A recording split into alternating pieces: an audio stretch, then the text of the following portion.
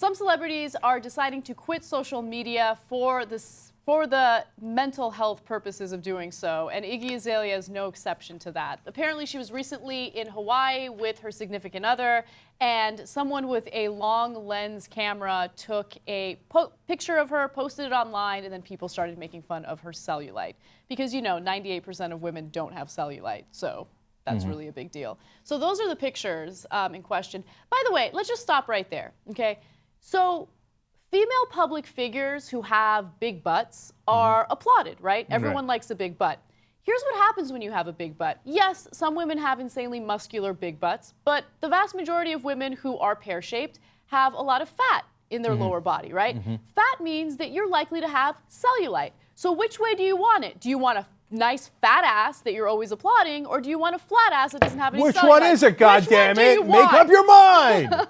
Okay. Anyway. Yes, people have cellulite. It's no big deal. It's really not. It drives me crazy. People are insane. So anyway, these pictures get posted online. She gets a ton of heat for it.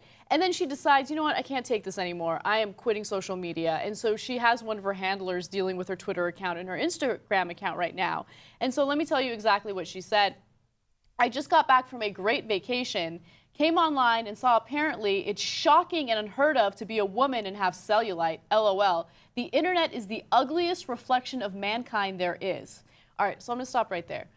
I'm not an Iggy Azalea fan. I can't stand her music. She sounds like a chihuahua barking every time I listen to her, right? But I will say this, she's absolutely right. Social media sucks. Yeah, no, that's not true. Yes. So let me agree and disagree. So first of all, when I first saw the story, I was like, oh, you're retiring from social media. Like, you know, because all these celebrities, they love to retire for like 3 seconds and then come back. I'm like, oh, okay. Now, but when you read out the full statement, you realize, she's like, no, I still have my social media. I'm just going to let my handlers run it as basically fake accounts where they pretend to be me. Like, okay, well, I kind of like that honesty. Okay, so I appreciate that.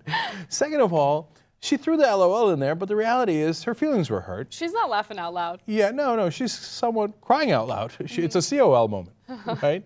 And so, but she's honest about that. She said, my feelings did get hurt, and oftentimes when I go on, my feelings get more hurt. So why am I subjecting myself to this? I think that's a fair point. Yeah. The only nuance I want to add to it is the internet is the worst of places, but it's also the best of places. How many stories have we done? You know, the woman gets harassed on the bus, the internet rushes in, gives her enough money to retire on, right? The internet finds out things that our government's up to, releases that. I mean, there's a million amazing, wonderful things the internet does and social media does, right? Brings people together that you haven't seen for a long time, keeps you in touch with family, you see kids' pictures, yada, yada. So it's too easy and wrong to say it's the worst place on earth. It's both, because there's no question, I know, it has a horribly ugly side. I'm not unaware of that. I get thousands of comments that are 1,000 times worse than that on a daily basis. I know, so do I. I mean, yeah, she could have made that statement with a ton of caveats, like, the internet is the ugliest reflection of mankind there is on some occasions when you're dealing with trolls that are hateful and they just want to tear you apart, right? But I would have appreciated that more. She's got to get her lawyer to work on her tweets. She's got to be a well, little she more might now specific. because she doesn't run the tweets anymore. Right, that's true. But I agree with her. I mean, there are days, like, first of all, I don't get Twitter notifications on my phone. I think I would probably want to harm myself if that were the case, right? No, but crazy. No, it's not crazy. No, I'm saying, of course you shouldn't get Twitter notifications. It's insane. And every once in a while when I'm like, I don't know, should I check my mentions and see what people are saying? I like cringe a little before I do it, because I would say at least 10%, 10 to 20%, and I'm being very, very conservative here, are people that I just don't want to hear from, right? No, I know. So, of course, I get the hateful stuff, which unless it's a specific threat, I'm amused by it. Cellulite. Iggy, I got news for you.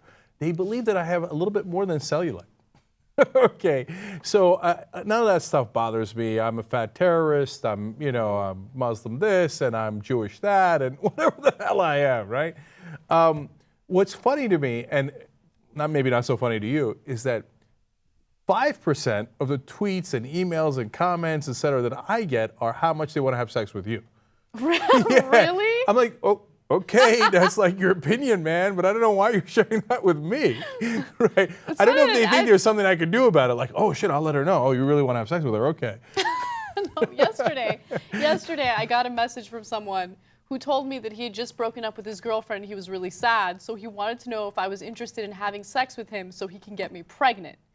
Oh, I see, because that would make him feel better. And you're a humanitarian. So, yeah, I'll have your baby, right? And then obviously I didn't respond to it. So a little while after that, he actually wrote back and said, oh, never mind, me and my girlfriend got back together. I won't be getting you pregnant. Oh, okay. Oh, thanks for the update. I really appreciate, you know, she was on orbit as we spoke there. Like, okay, all right, I got to head out to Alaska. I got to get pregnant by this guy. Oh, he got back together with his girlfriend. Damn. Okay.